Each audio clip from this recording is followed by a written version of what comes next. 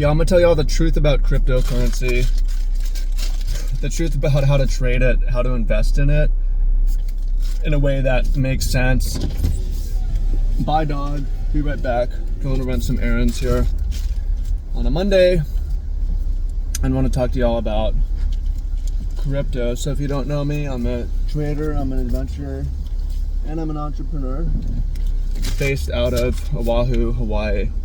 And some of y'all saw my videos where I talk about how altcoins are an absolute terrible long-term investment and you should not invest in altcoins the way you invest in stocks and gold or real estate. And there's a lot of mental illness around altcoin investing.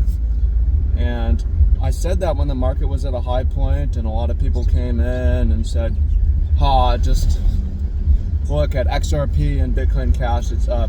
And you may even say that today, but just look at the long-term charts, man. Think about this. So I'm gonna get to a new point in a moment, but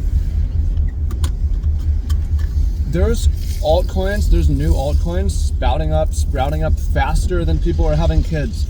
There's gonna be a layer one for every human. There's just too much. So forget even, like, each person could own the whole market cap of a coin. It's ridiculous. It's way too easy to create a new market cap, a new cryptocurrency. It's gone from 100 coins to 1,000 coins to 10,000 coins. It's going to 100,000 coins. Now, the one thing I'm certain is going to the moon is the number of coins, right? Because it's the easiest thing to make. It's hard to make a new sovereign nation's currency. It's hard to make a stock that's tradable on the S&P 500.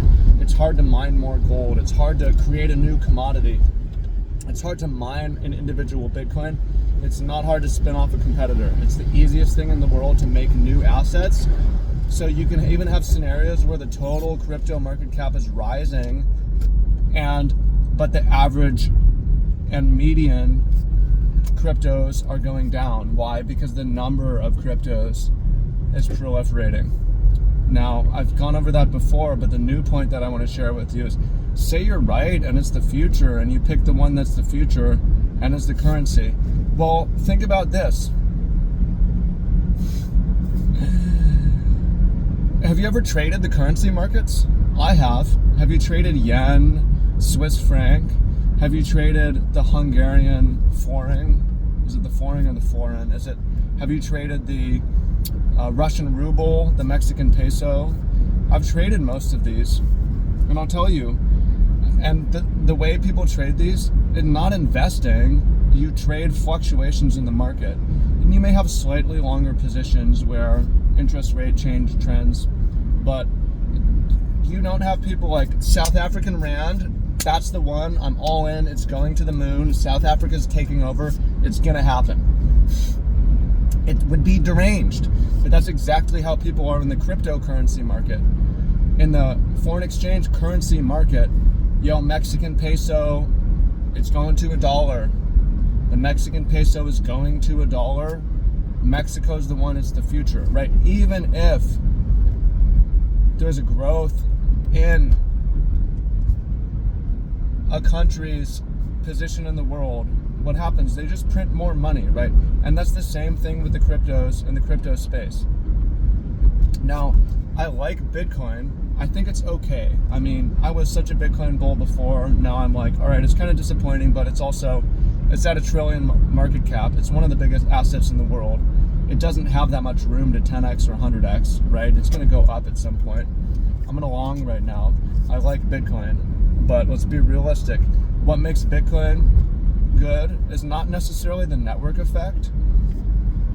That's part of it, but it's that there's lower, and the network is kind of a moat around it, which protects it from other coins.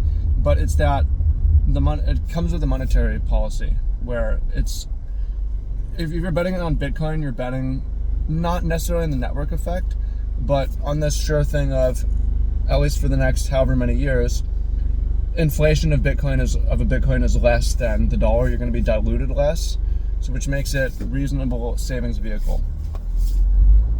But you get outside of the altcoin market, they have no network, they have no moat, they're just trading instruments, and even if you're right, which again, you could be right about the market going up, but wrong because all the coins go down because they're proliferating to infinity. But you just sound like someone saying that, yo, I'm all in on the Russian ruble and I'm gonna bag hold it for years, and one day it's gonna go to $1. And why? It's deranged, right? And I understand a lot of it is just gambling, the possibility, you've seen it, it does happen, but it comes right back. So one of the things that I'm saying is, I'm not saying you cannot trade altcoins to the long side. I personally don't like to do it. I prefer to trade Bitcoin. But as a long-term investment, right? You don't long-term invest, I'm going all in on the euro because the European Union is the future. You might have a long trade, but when the volatility kicks in and it goes to a high price, you sell it. So same thing with the altcoins. You can make money trading with them to the long side. I had some guy in my comments saying, oh, well, Bitcoin, you were wrong about Bitcoin Cash because it's up. And that was the top of the rally. And I told him, I hope you take profits before it round trips and goes lower, which is exactly what happened. It went lower. And it's bouncing a little bit the past couple of days. But I'm not saying you cannot make money trading altcoins. You got to be shorter term on altcoins if you're trading them. I like shorting them at a high price. And I'm okay with buying them at a low price, the same way you would trade foreign exchange currencies. But the idea that you bag hold them in an investment doesn't make sense. It doesn't make sense because of the proliferation of new coins, and it doesn't make sense if you've ever traded the currency market, where you understand that you don't long-term invest in currencies, you trade the volatility. So hope you find that useful, and I hope that saves you a little bit. Some of y'all early. A lot of people are so entrenched in the altcoin cult. They've been in, say, XRP for so many years that it's like a cult. They're like Jehovah's Witnesses. They're like hardcore Mormons, a sect of Mormons or something. And they don't even want to talk to people who aren't in their... I don't want to lump Mormons in with, but you get the point. Like, if you're like an extreme sect of Mormonism or whatever it is, but you don't even want to associate with people who don't have the same belief as you. It's crazy, but don't ever fall into that. Come on from the outside, and you should see that that's deranged. And if you're looking for reasons to stay in a trade, maybe you shouldn't be in it. So appreciate y'all. Much love. Talk to y'all soon. Peace.